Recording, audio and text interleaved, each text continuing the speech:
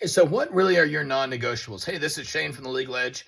And if you were listening to our podcast, we recently were talking a lot about this, right? What are your non-negotiable tasks that you're going to do? And do you apply it to your home life or your business and work as well, right? Like one of my non-negotiables used to be that I was going to write all my demands, however many there were, on Saturdays. So I would come into the work on Saturday morning about 10 o'clock and I would start working on my demands. The problem was before it was a non-negotiable, sometimes I would pick and choose. Like I would look at a file and say, I don't think I'm really going to get paid on this one. Let me just do that next week. Or this one's going to be complicated. It's really difficult. It's going to require a bunch of extra work. Let me skip that one and go to all these easy ones. Or let me pull out this DUI case because I know it's easy money. Let me get it sent out. And what I realized one day, and I didn't realize it until my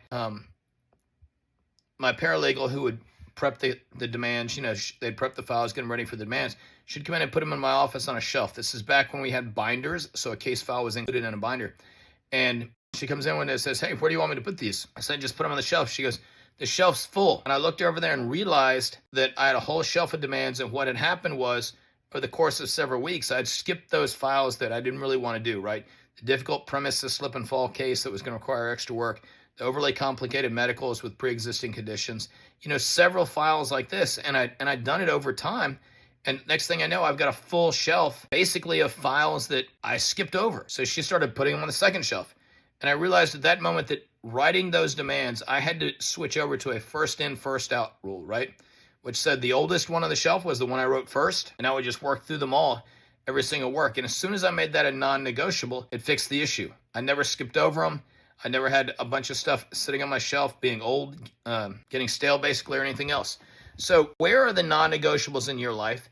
And do you have them at work? Do you have them at home? And have you analyzed these? Do they help you make your work and your life more effective? Okay. I'll talk a little bit about my own non-negotiables that I've got every day, but that was just one of the things I did in my office that seemed to work.